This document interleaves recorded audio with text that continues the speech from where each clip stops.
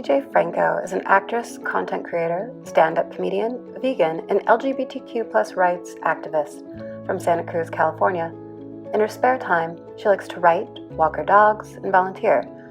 Just as funny as she is pretty, CJ uses her comedy to uplift and elevate others. Thank you so much, CJ Franco, for joining me here today on AwareNow, sharing this space and sharing your story. Thank you so much. Thank you so much for having me. I think what you're doing is very inspiring, and it gives a voice to people that are different and that are going through a hard time in their life, and it normalizes the struggle that people go through. So thank you. Yeah, well, it's our great pleasure. So let's begin this way. CJ, you are a multi-talented individual. So my question is this: if you had to create a stand-up comedy routine about your life as an actress, content creator, and activist, what would that title be and why? Oh my gosh. You can have a moment. You can have a moment. As an actress, stand-up comedian, ally. It's an improv test, apparently, in addition to the interview. It is an improv test. I mean, I think it would be called the obvious ally. The obvious ally. I like that. I like that. And we can dive into that as we go through here, because comedy is more than entertaining. It's a genre that can be sustaining. Laughter can preserve relationships, ease tension, and help us manage our own mental health. So my question for you is, because you can do so much with comedy, what do you use it to do, CJ? Currently, I use my comedy to share stories about a more unconventional modern family dynamic. I like to talk about, my father. He's been gay my entire life, and that is just an option that people have. It's always so normal. And so I don't really spend a lot of time explaining that to people, because it's normal and we're going to keep it going. And I share the stories and, things that are silly and self-deprecating. And I try to use the comedy to uplift people, because when people are usually going to shows, they need to get their mind off of what's going on in their normal life. I think that stand-up comedy can be for like shock value, but I would prefer to be somebody that's a little bit more uplifting and that makes people feel good, even if it's not, I won't take a cheap laugh. I can very much appreciate that. Absolutely. So here's the thing: when people think pretty, they don't usually pair it with funny. However, you, my dear, are proof that the two can coexist. So here's the thing: when people think LA, they don't usually think hiking. However, yet again, there are a lot of amazing places to hike in LA. And while you are in New York right now and not in LA, if you're in LA right now, where in the world would you be hiking? Let us know of all the trendy trails. CJ, what is your favorite and why? My favorite hiking trail in Los Angeles is Runyon Canyon, which is pretty, if not the most popular trail, but simply because it is walking distance from my house. And it's a paved road, and I like to take my dogs in a stroller. So the paved road is essential for our success and survival. And I can't blame you. I mean, if it's walking distance, I mean, we know LA, and to drive anywhere, my goodness. So walking for the win, for sure. So outside of LA, let's talk about other letters. You identify as CJ. Others identify with the letters LGBTQ. And this is for which you are an ally, an activist. Please share the story behind your passion for the protection of LGBTQ plus rights.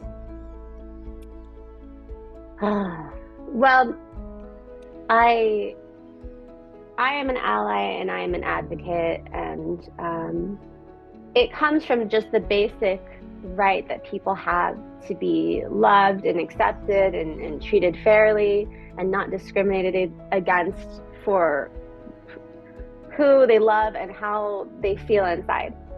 That should just be something that I believe is personal to them. My first experience realizing that people were not being treated the same, because I had my father, and he was gay, and his friends were gay, and they were the people that I looked up to most as a child. They were the life of the party. We would do these little runway shows. Maybe I was doing drag, and that was what I thought was the coolest thing in the world. So when I got to school, and I didn't realize that this was anything different than what these are just options that you have as who you love. When I was in third grade is the first time that I heard somebody say, like, they were complaining about something. They're like, "Oh, I don't like that. That's gay." And I was very confused as what that meant, because I could understand the tone was negative. And what they were saying was something that was bad. I forget what I don't want to play, with the tether ball. That's gay. And I'm an overthinker. I've always been an overthinker, but I was just like, how is that even related? What is that, and why are they using it in a negative way? And so I asked, I'm like, why are you saying that? And this little kid said to me, "It's gay, it's stupid, it's bad, it's dumb." And I was like, whoa, those are a lot of negative words with something that I only associate with fun and positivity and embracing your individualism. And when you are different than people and look different, hearing that now, having that uniqueness is something that is now bad, it broke my heart. It broke my heart. And also because I loved gay people, I was like, does that mean that I'm gay and that I'm bad and I'm dumb and I'm stupid? And so I developed shame because I was so confused. And then as I got older, I started like saying, hey, you're associating this word with bad and dumb and stupid. How would you like if it was your name instead? If someone was saying, "Oh, that's so Tim," like, you wouldn't enjoy that. That's not like just a silly way of expressing yourself. And if you want to say something's bad, then say it's bad, but associating with something that people identify with isn't okay. And so I tried advocating as I am in third grade. I don't know what I'm doing out there, but I was trying my best. And over time, I got quiet because arguing with people is not fun. Being a young advocate was not fun, and I didn't tell my parents because they have enough to deal with. So when I finally got a little bit older and I saw the effect that this discrimination and this judgment and these hateful words had on people, and I realized that it wasn't just it hurt their feelings, it's that people were killing themselves. They didn't think that they were worthy. And it was so, it still makes me it chokes me up because I just had no idea the effect that it could have on people. And once I realized that was how people felt and that's what it did to people, I wanted to be a voice for them and to, have patience and be an advocate that is, I'm not gay. I don't identify as gay, but I want to be able to talk to people that are so shut off to even listening to that conversation and approaching it with so much love and showing that the pain that it causes and how simple it is to take away that pain and that hurt from people, just with being a little bit more careful with your words and a little more patient with how people love and how they view themselves. Mm-hmm. Thank you so much for sharing that story and how beautiful that your advocacy started at such a young age. I think that's fantastic. You know, not only do you honestly give of yourself to your audience with your stories, even stories of saving squirrels, which I've enjoyed recently, but you sincerely give of your time volunteering. So, what I would like now is if you could share, can you share a particular experience that you've had while volunteering that's been especially special to you? I mean, as you've said, I've gotten pretty into squirrels right now, and this sounds so niche. I'm so out on my own little island sometimes. But I have pet squirrels at home. I like to feed I like to feed the little animals. They come to me, and I don't know, I just love all the little creatures. And so I was driving down the street, and I saw this like little kitten like crawling in the middle of the road. It was 40 miles an hour. The cars were driving around it, the cars were driving over it, but no one was stopping. And so I'm crazy, so I jumped out of my car and I left it in the middle of the road with the keys and everything, and I ran, and I thought it was a baby squirrel. And I don't have a lot of tools with me, but I had like a little napkin. And so I caught the little guy. He was a fighter, though. He didn't want to. He wasn't trying to become a tame squirrel. And I took him to the nearest house. And I'm in the middle of Beverly Hills, and it's the Beverly Hills Flats. And I'm a person with a squirrel just knocking on doors. And I'm like, hey, I just found this squirrel. Do you have like a box or something? And the people are looking at me. They're like, I'll see if I have a box. I'm like, we all use Amazon 400 times. You know you have a box. You know you have a box. And so I got a little box. I took this guy. I didn't know what to do. I love all the little animals, but that's like wildlife. I don't know how to care for that, and I don't know the resources. And so I ended up posting it immediately just so I could get some attention on it, because I don't want to be the reason that little squirrel doesn't survive. And so I mean, hundreds of responses from people. People want to be squirrel moms. People have, they want to give it a crack. And I had a wildlife rehabber at my house within 30 minutes, bottle feeding this little guy. And we went back. We found 2 more baby squirrels that had been abandoned in the nest. We illegally had the nest cut down because we had to go inside and pull out the little ones who were completely rigid. It looked like they were gone. And we nursed them back to health. And now they are some big squirrels. And so what I've been looking into is just doing more rescue work, but from like a safe distance, not hoarding animals at home, but realizing that like I do have a part of myself that I want to give to creatures that are helpless. Mm-hmm. Love this story. And here's the thing. It's like there are crazy cat ladies. There can be crazy squirrel ladies. Why not? Why not? I think that's just fine. So if all the world is a stage,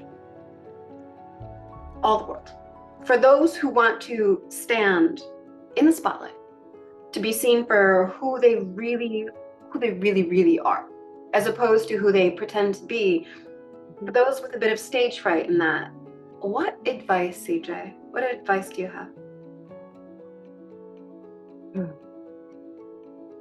I mean, the actual best advice, which doesn't sound uplifting and positive, is figure out everything that you don't like first. Because it's hard sometimes to say, hey, I want to stand up for something. I want to speak about something. It's deciding and running with that. You know what you don't like. You know what doesn't work, what you don't support. It's really easy to start crossing those things off, and then things that are important to you. And things that are important to you, hopefully, really stand out. And if you're passionate, it's not that hard to talk about things that are important to you.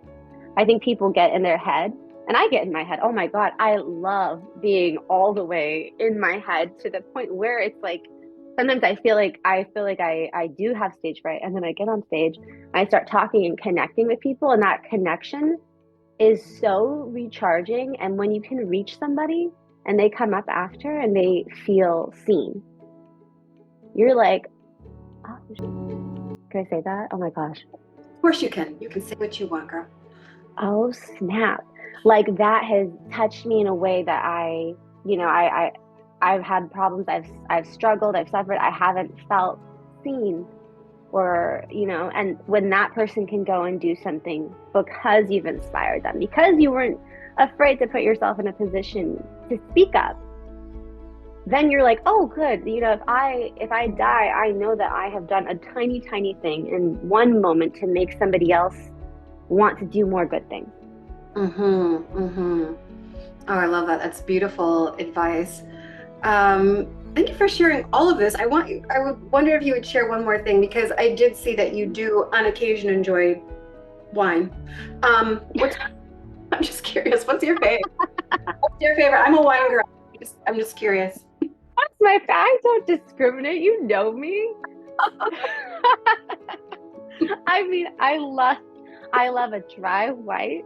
I like a Sauvignon Blanc, very safe. I like a Cabernet, again safe. A nice Pinot Noir. I just went wine tasting with my friends, and after a while, they all taste pretty similar.